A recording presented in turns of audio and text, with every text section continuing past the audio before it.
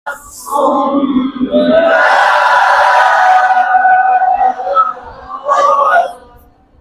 तक मश करनी है।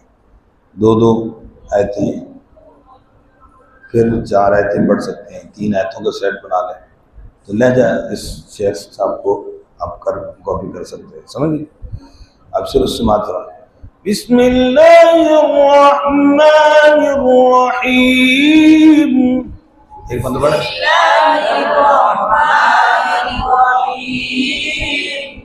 अब ये 2-3 स्टेप ऊपर गुजरते थे फिर आवाज को ऊंचा कर सकते हैं। अब सिर्फ उससे मात फरमाना है। बिस्मिल्लाहिर्रहमानिर्रहीम।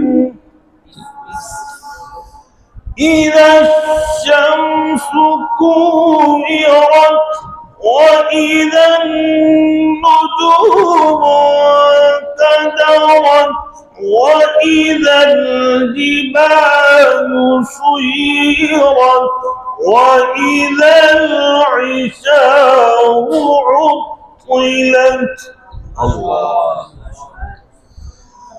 وإذا الوحوش حشرت وإذا البحار سجرت. मुख्तसर बच्चों के लिए जिसमें पढ़ सकते.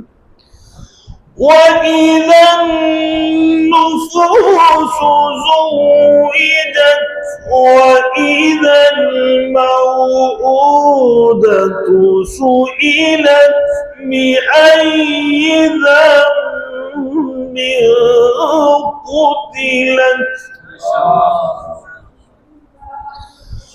وإذا الصحف نشرت وإذا السماء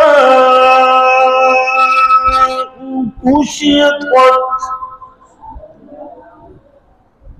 وإذا الجحيم سعرت وإذا الجنة أزلفت علمت نفس ما